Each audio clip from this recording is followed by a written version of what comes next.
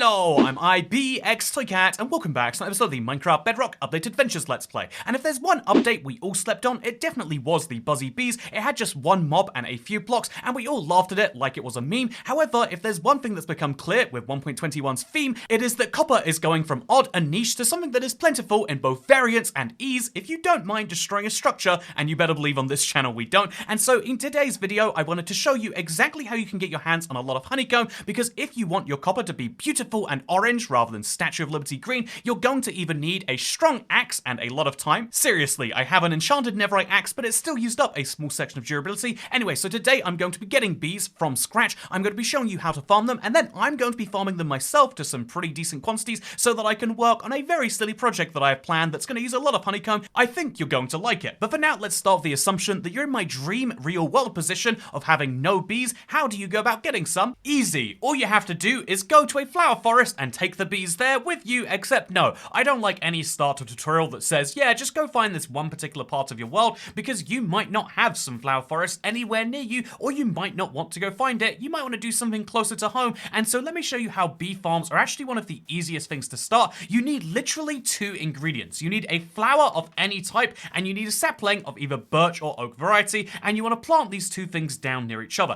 Everything required to farm bees can come from these two resources. It's actually really wild to think about, in my opinion. But yeah, you want to place yourself a couple of birch trees. In fact, it's a 5% chance, so on average, you want to place about 20 birch trees somewhere near a flower. It has to be within 2 blocks. And so find some flowers in your world, or plant your own flowers, and you can specifically do that just like this, and then wait for your trees to grow. Or if you're feeling a little spicy, what you could do instead is use my favorite ingredient, bone meal. Bone meal will allow you to skip the process of having to find more flowers, because bone meal on the flower you want and more will appear, or it will save the process of waiting for trees to grow up, because just a few bone meal will give you one of these, and every single time you do so, you've got a 5% chance. And so, in real fast forward now, do you think we will find one within our 20 well, we only have 6 saplings here, but let's see if we find one.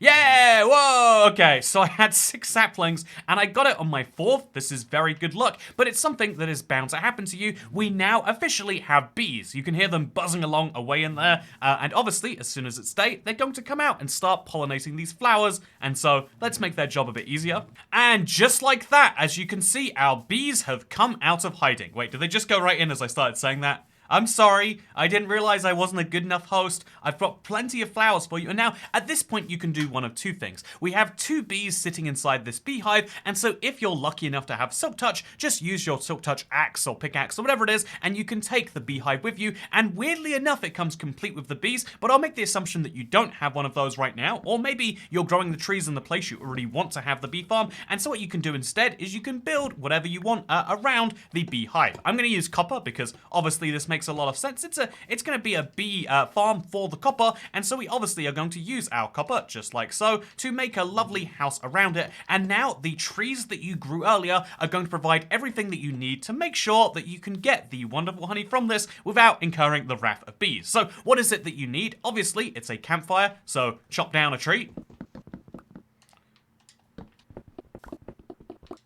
Then combine the logs that you chop down with some of the sticks that fall from the leaves, or just make your own, and what you can make is a campfire. This will require a coal piece as well, except if you really wanted to, you could use charcoal, put some saplings in the bottom, put one of your logs in the top, and all of a sudden, you're able to make a campfire, which goes with your beehive, using just ingredients that you got from the tree. I think this is really swell, personally. Oh wait, we gotta actually wait for the birch log to smelt. Charcoal plus birch log plus sticks, which come from those logs, equals campfire. And now we can use these very same campfires to prevent our aforementioned bees from ever getting too angry, because while they are smoked out from underneath, no matter what you do to take your honey or your honeycomb, it's not going to anger the bees inside. How do you get the honey or the honeycomb? I'm glad you asked. If you put a bottle on the hive, you'll get a honey bottle, and if you put some shears on there, like we have this lovely pair right here, we'll be able to get honeycomb. These are the 2 ingredients that you get from bees. However, just 2 bees aren't really going to provide you with very much, and so what I recommend doing is, first of all, making sure this is safe from predators. I recommend having some trapdoors around the campfire. I try not to burn animals. I know I'm such a great guy. Can someone please praise me for this highly controversial position? But yeah, as soon as the bees do come out, you can do something fun, which is lure them around using dandelion. Bees will use these flowers to breed, and then you'll get yourself a baby bee. And if you want, you can even use the flowers to then grow the bee up from scratch. Although we're going to require a lot more of these, it seems. Oh, no, no, no, no, no, no, no, no, don't do that. Whatever you do, don't anger bees. And if you ever do, you just need to make sure that you wait out their 30-second timer and get as far away from them as possible. I didn't mean to punch you or your child. I'm so sorry. Okay, and as prophesized, just a few seconds later, everything is good to go, and my baby bee is very happy with me. And yeah, now if you want to move these bees around your world, you can do so using the flower method if it's short distances. Again, in the same way you could drag a cow across your world using wheat, you can move a bee across your world using flowers, or you can simply wait for them to go home, hope they don't burn on the tiny part of your beehive that you've not well hidden, and all of a sudden, they will come with me in that beehive. It seems very illogical that I can move bees across the world just using a bee nest that apparently stores mobs inside of it, but that is very much the way that these things work, and so obviously I could build a big bee farm in the copper outpost in my jungle over there, but I'm a big believer in building mob farms inside of the mobs they represent. I loved it so much with the bee that I did after 1.15 that I decided to do one for the sniffer, and I think it's a great idea moving forwards to make farms that are actually aesthetic on the outside. And so if you've never had the inspiration to build a bee, the only thing I can say is if you want to do up this farm, make sure you build it just a little bit bigger, because I only have about 15 farms in here or so, but already you can see it's a very cramped space and my room for expansion is somewhat limited, and because it's so small, I might have punched a few bees before and ended up with them all basically going missing, and so I'm going to take some of these bee nests and I'm going to make a much bigger bee farm inside of here, and that's going to be a live stream that you could watch in the now past, so go check that out. Or right now, wow, look, it's me, but I'm talking and it's not my own lips moving, and look, I'm slowly placing beehives, and wow, you've just managed to skip 2 hours into the present, and here we are in the modern day, where I have myself a healthy number of bees that are all pollinating and slowly but surely creating me some honeycomb, which I can harvest without anyone getting mad. No more bee explosion events, and indeed, if I want to, every now and then I come through here with some dandelions and I feed all of the bees, getting myself some more bees and also some XP to heal up the shears if I want to, or my shovel and everything else. This is actually a really sweet deal, I think, and honestly, that's what makes this one of the more satisfying farms. It's that you will slowly farm experience while also farming the honeycomb, which, like I said, is more and more and more important. And so that is precisely what I'm going to sit here and doing. Also, I shared, I think, 8 separate beehives or bee nests, and indeed ended up with precisely nothing. Because indeed, if you notice, these are actually bee hives. They are entirely like bee nests, which you can find in the woods, with the only difference being it costs 3 honeycomb and then some wood being mixed together to make these. They're pretty handy if you would like to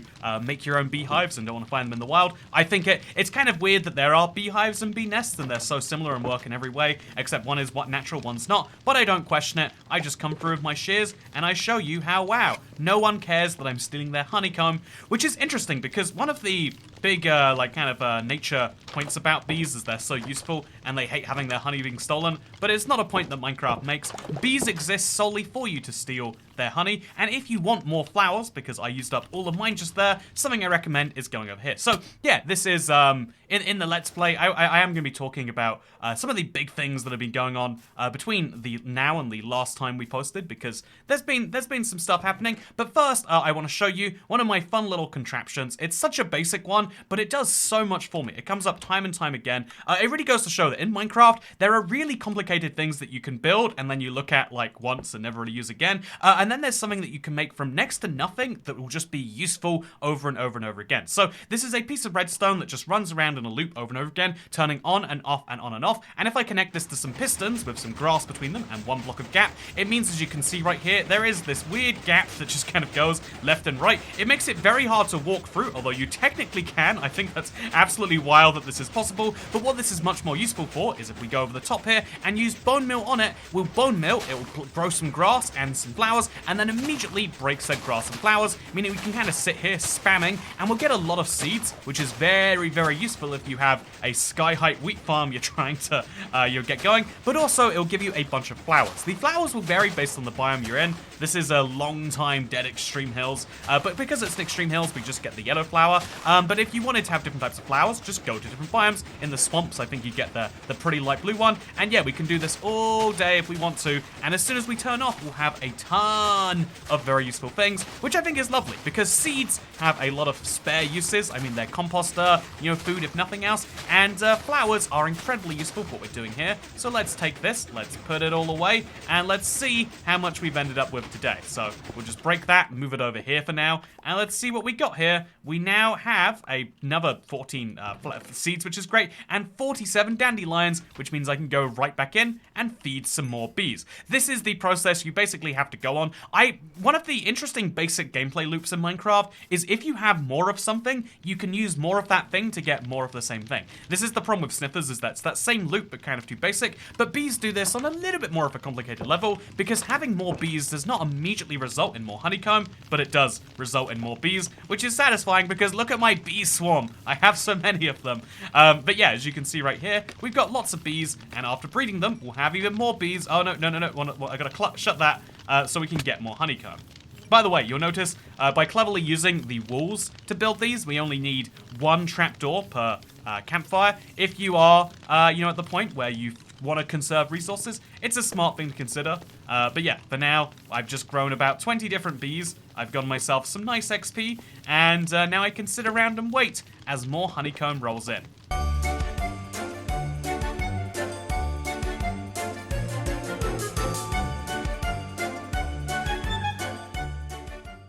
So something incredibly weird is going on, right? Because only the top wave managed to fill alongside that one there. And I'm gonna guess that these also, no, not the bee nests, but the beehives here did.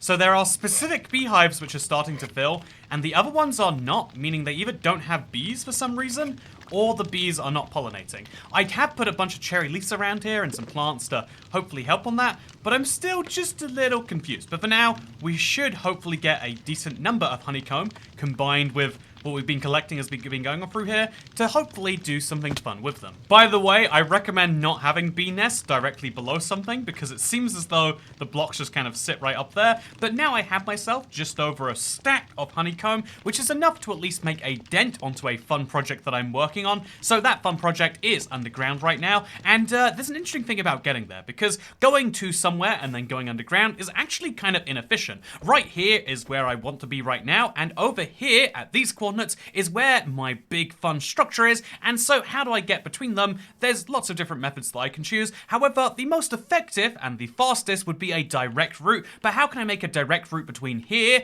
very much above ground, and there, very much below ground? Well, the answer is a elytra tunnel, of course. This was something I made a long time ago because I was going back and forth to my village so often, and it was always wasting a lot of time or effort going into the nether, and so I made the elytra tunnel, which is a fairly simple idea when you think about it. What if you could go down all the way and then simply go up? But actually, rather than having a tunnel which brings me down and then brings me up, what if we were going straight into a cave? It seems even more logical then that you would, of course, bring an elytra tunnel to the mix, and so that is something that I vaguely started working on when I was building my ancient city. I decided to, after the ancient city was announced, build a version of the structure that we saw at Minecraft Live, because I think there's a really fun history of how blocks change between their announcement and the actual coming to the game, and so I figured it'd be fun to build something like that, and so I have a tunnel to it. However, this tunnel is diagonal, and it means that it just has all sorts of problems, because diagonal tunnels are much harder to build. This is something I've learned from my nether, you can trust me on that, but diagonal tunnels require so much more coordination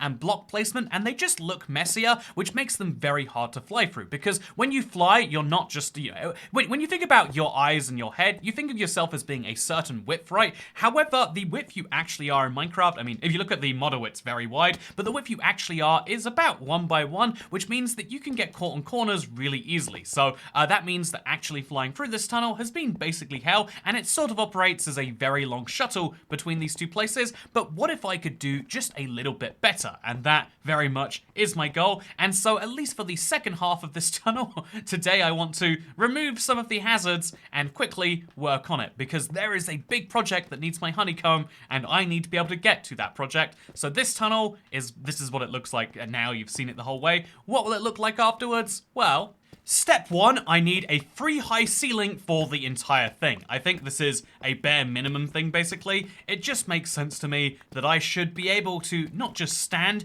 but also jump around in here, even when I'm using it as a regular cave. If you're flying, trying to fly through a too wide space is a big enough challenge, so 3 wide should be our minimum height limit if we're even going to attempt this. And in many cases, we could use 3 as just a jumping off point, because what if we had the same height ceiling for the entire thing? This would mean that it'd be my choice how quickly I descend, which might mean that I could dodge through the gaps of the side to side by simply setting a diagonal course and going down at the right pace.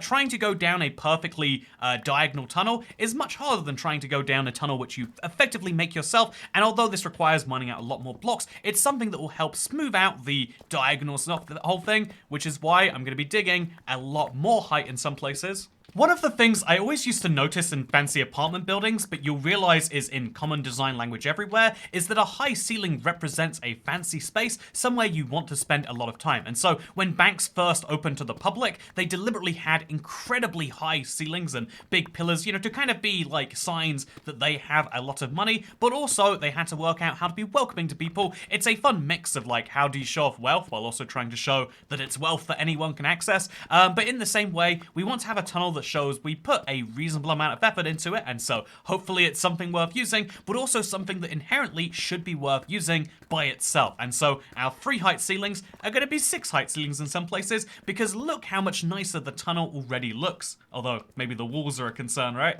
It's funny, whenever I'm doing projects like this, some people go like, oh, that seems like a lot of work. That seems like one of the worst parts of building, but I always like mining in Minecraft. I say this a lot, but there's creativity in positive space, i.e. building a beautiful house out of nothing, but there's also creativity in negative spaces. Choosing what you destroy in a wise way is actually a really hard talent to have. It's something we don't actually do very well in the real world. We have a big preservationist instinct towards everything. Some of the things from the past are really cool, but lots of things from the past are terrible, and we only picked it because it was the only thing available at the time. We can take photos of lots of things from the past, but there are lots of present needs that we have right now, and so I always have this like eye in my own world of like preserving some of the big old things that I've done, but also having to admit that sometimes we're going to destroy it and start over, and so I'm not above looking at my bee farm and saying, yeah, we could actually do the same there. Anyway, speaking of things we could do in my world, I think that single little widening right there really helped open up the very end of this. The very, very, very end of it, though, still has the same problem, so we're going to dig out even further now. I'm using a diamond pickaxe without silk touch, by the way, specifically so that I can get myself cobbled deep slate. Cobbled deep slate is so much more useful than regular deep slate. It's the exact inverse of stone in that way, which is just an interesting design decision. But yeah, an interesting design decision is always trying to work out what the soul of something is. It's weird, we say this a lot, like even when I'm talking about my big new project, we talk about the soul of the existing build and how to kind of reference that in there. And it's fun because when we talk so much about souls, we kind of, you know, feel to ourselves quite frequently that, yeah, of course, souls are this very real, very much their concept, but it's one of those weird things to define. And obviously, this does brush up to like kind of spirituality and religion on like, well, you know, what really defines you? Is it just the physical meat bag that you run around, or is there something actually deeper inside there? Everyone agrees that we have a personality that is kind of beyond our brain, but almost no one can actually explain what a soul is. Do we have a soul? And indeed, is there any way to actually measure it? Is one of the most fascinating questions I think you can get in science, because the most pure scientific-minded answer to that question is no. If you can't measure it, it doesn't exist. If there is no measurement tool for something, and if you can, you know, if you can't take it away, if you can't add it, then it isn't really there. If there is no way to have a brain without a soul, or a soul without a brain, then those two things aren't really separate. And again, ultimately, arguing whether you can have a soul without a brain gets a little bit into the religious territory again, but that's not something I'm kind of above doing. I think one of the reasons that a lot of people downplay about the value of religion in the world is it provides answers to questions that people have about the very nature and reason of being. And so we're going to have to cover up this lava. And so, yeah, I do think that Oh, I don't have any way to do that. Let's just use cobblestone, and let's hope that there's not too much more back there, I guess. Or just raise the ceiling above it so that we don't even need to know that there's lava down there. Again, as always, 3 high has to be a minimum, and more high would be even better than that, right? So let's do precisely this. And so yeah, I think there's whether you believe in all sorts of things or not, the question as to why people believe in them is something that I am really interested on kind of a deeper level, because some people turn that into a big argument topic, like, well, they believe in it because, and then, you know, almost like a disparaging look at people. But I think it's much more interesting to say, like, yeah, there is, why is it that I can posit a theory right now, which is that 1.22 will be the bananas and, you know, the jungle bananas update. It's going to change Minecraft and add jungles and bananas only. They're going to be a new type of jungle with a new type of monkey in, and we're finally going to be able to eat bananas. It's going to be wonderful. If I say that, I don't think a lot of people are going to believe me, even if I try and convince you of all my might. But yeah, I could make a claim that some people would argue is actually, you know, less likely, and some people might believe me. I could say, yeah, well, actually, the way it works is there's a flying spaghetti monster, and what happens is the monster, or, you know, I can make an argument that you know, and something about that is an interesting answer. Like, yes, even if you're incredibly for it, there is a really deep point about how faith interacts with our society, about how history and traditions work, and how people are more likely to believe certain things than other things. It's absolutely fascinating if you try to look at questions beyond the bare bones surface minimum. Also, yeah, this is the really low part of the build that could really do with much higher ceilings. And so let's use this as an opportunity to do precisely that, and maybe also declutter my inventory, actually.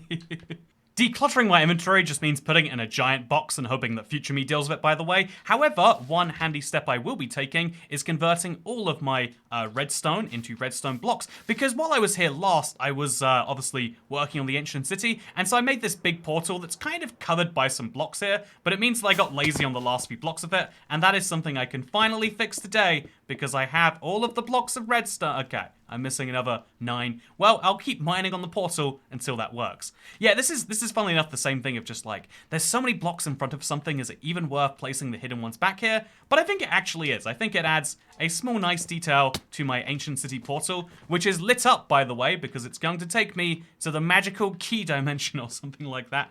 You know, what would a key dimension look like? Anyway, we're also going to throw some copper in here because I need that always. And then I'm going to finish the changes to the tunnel to hopefully make it a little more user-friendly so that I can fly down it, more or less, and place my honeycomb on the appropriate copper, which isn't going to be right here, although we're going to get through right here, but instead all of the orange copper in this room, when you go into a regular trial chamber, this is all waxed by default, and obviously right now this contains every single piece of copper in my world. I'm making a big bet that anytime I'm going to want copper after 1.21 comes out, I'm just going to do the normal thing and go and mine it, because when you can pick up blocks just by mining them like this, why would you ever go mining in the wild for copper? I've done it before, and although it is somewhat effective, you just don't get anywhere near the end results of getting the actual blocks that you want in the quantities you're probably going to want them. And so, yeah, that means that we need to come through here and wax every single last piece of copper, and if we see any that's oxidized, it's weird. I did this a few in-game hours ago, but I guess it hasn't been loaded in, because almost none of this is oxidized outside of course, the bits that are hard to reach. But yeah, while we're here, I'm also going to just apply a few small changes here and there. So for example, I feel like right here is a place where we should be having one of these on the wall. So right now it's just a big weird gap. We're instead going to have a redstone lamp, and it's going to be on, except this weird light is going to be on the other side of it, because that's the way we're going to do this thing. And yeah, in fact, all of these redstone lamps are going to be powered from the other side. So we'll have one over here as well. Right now we don't have copper bulbs. They are a revolutionary thing that are coming, but until they do, we're going to use redstone lamps as our off-brand version. Trying to build new structures with current blocks is a surprisingly fun challenge. I really would recommend it, by the way. But yeah, for now, this is what it vaguely looks like. A little bit strange, but also I think it adds some charm. It adds some soul to the entire thing, I would say. But yeah, so one of the weird things that I think everyone starts to confront at some point is like, what is it that is me? What actually makes you a unique person? Are you a unique person on any actual definable level, or are you like everyone else? We are all taught from a very early age that, like, oh yeah, you're incredibly special. You're the most special individual person out there, just like everyone else is. And a lot of people find that to be like a weird, like, wait, did you just say, like everyone else? I'm special, but only in a way that can be perfectly explained by comparing it to other people. And it's like, yeah, that is exactly right. I'm glad you got it. But it's a weird thing, right? So the only realistic way for us to get the top here, besides putting up some scaffolding, is going to be to put some honeycomb on from up here. And obviously, this will then save us having to de-rust it every single time. This is only on the lowest level of oxidation, but it's still just a waste of my my axe's durability, right? And so we run along here. It's a weird process. Honestly, you'd probably be better off waxing your blocks before putting them on your walls, but you know, that would assume you had a foresight that I totally do not in this case. Because one of the other pieces of foresight that I didn't really think about, but is very important if you want to make something out of copper, is that copper is so rare right now compared to after the trial chambers that I've decided to use prismarine as my version of slabs, which means that, or indeed, prismarine is my version of copper, but even prismarine is rare enough that, like, actually getting your hands on a lot of it is something that is a doing. So, yeah, we can build out just like this, but it still takes a lot from us. Yeah, so like I said, this is every piece of copper in my world. I'm making a big bet that if I ever want copper again, I'm going to want to get it by the same way. If that turns out not to be true, if it turns out to be really hard to actually find them in your survival world, then I might be a little bit screwed on that assumption. But yeah, for now we have at least a hallway going to nowhere. We have our fun thing, which is going to lead to our bedroom, which honestly, actually, you know, why didn't we build the bedroom? What a silly miss for us to have. Oh, we built the outside of it, just not the the actual walls and the copper and everything. So let's make sure we do some of that now. We'll cut up some copper, we'll get some bricks going, and we'll just kind of have some fun here. So, by the way, fun fact, did you know you can walk on diagonals? I feel like there are all sorts of weird facts that you just start to learn when you play Minecraft, but you don't even realize are particularly interesting. Like, there is no way with normal feet that you would make this jump so seamlessly as if there was something in the way. But in Minecraft, you totally can. In the real life, you'd almost have to jump. But if you jump in Minecraft, you don't make the gap, assuming there's something above your head, which is interesting, right? Speaking of interesting, let's quickly harvest up these redstone blocks using, of course, the pickaxe with fortune on, because I think I can finish 2 projects for 1 today. I can really add to my trial chamber, which is looking lovely, right? And I can also finish up my deep dark portal and /or melon dimension portal, whichever way you want to see it. Anyway, we also have to use this time to work on our redstone lamps. If they're all down there, they're actually going to be very hard to work on from the other side. I have to remember that I put it over here or over here. I feel like over here makes more sense. Let's dig down, and I was right, yeah. Then we can place the thing on there, then quickly place back the slab, and it's as if nothing was there. I think this is one of the most interesting areas of my world. Taking a cave and then putting an artificial floor in it means that I can build things which look like they're partially submerged into the ground. I mean, look at this, it really does, but then actually aren't. And whether that's a valuable thing or not really depends on your perspective, but it's something that I think is fun. Like, building in new environments is also, look, I've got more rust up here. Oh, this is something I need to go back and fix. Oh, I'm still actually a few blocks short. This is a little embarrassing, but look, it's basically there, minus that. Honestly, it looks basically the same amount of complete that it was before. That's the problem about 90% complete and like 95% complete, or honestly 70% complete and 95% complete, that it's one of the most demotivating stretches on any project, because all you're really doing is taking something from basically complete to actually really complete. And I find that to be a real struggle, personally. By the way, we're just going to take enough of this out to make some more copper blocks. I have now increased the supply of copper blocks in my world. It is still depressingly tiny, but they all still must be protected, and so back to the bee farm. In case you're curious, the electro tunnel absolutely does not work in reverse, and I'm not sure if there's any realistic way to fix that, because it would still require a lot of fireworks, and also would be very dangerous. But yeah, it is improved, but the amount of improvements we'd have to make it really functional the wrong way around might not be worth the squeeze, honestly. I should probably just put I guess a nether portal down there, and that would probably do the same job. Or I could dig more and more blocks out of this tunnel, some of which have existed since, like, beta 1.8, by the way. You can see there's some wild mushrooms in this cave. I didn't place those down. Those spawned themselves. That's how old this generation is. But, yeah, I feel like there is definitely... one of the projects on my to-do list is widening this tunnel and making it so that there is a decent connection between here and up there, because it kind of goes very suddenly down, and that's something that could probably be improved with a slightly nicer, wider entrance, maybe. But for today, I don't care about any of that. Oh god, I really should though. Look how dangerous that was. But yeah, I'm going to need more honeycomb, and how do I get my hands on more honeycomb? By making more honey-producing machines, of course. And this is the beautiful loop which you can do endlessly, and which you will have a great time doing if you want to get your hands on some honeycomb, which again, you will need so much more in the future. Wait, is that honeycomb just chilling over there? Do you see it right there? It's like hanging on top of that block. There are some really weird things that happen here, but I'm gonna have to try and land. Wait, am I gonna get it? There we go. Yeah, 2 free honeycomb. You better believe that I'm not letting anything go in this particular world, because I need a lot of honeycomb, not just for the brand new. Again, waxing copper is going to be more and more important than ever before, but also, of course, it's worth saying that you still can create honey blocks, and I think those have value to some people that honestly it's not personally to me. And yeah, also it's a fun thing to do if you want to make the honeycomb blocks, because honeycomb blocks are very simply crafted. It is one of the most basic blocks in Minecraft. You take 4 honeycomb, which I probably can find if I look around here long enough, and you combine it together to make a honeycomb block, although this is non-reversible, so make sure you're absolutely desperate to do it first. Also, yeah, it seems as though only the top ones are slowly filling up with honey, but yeah, this is a very simple farm to work on. You can do it in any shape, you can do it in any form, you can do it in the wild if you want to, you can scale it up ridiculously, or you can have just a couple of beehives. This is a very fun farm for your world, and again, you're going to want this,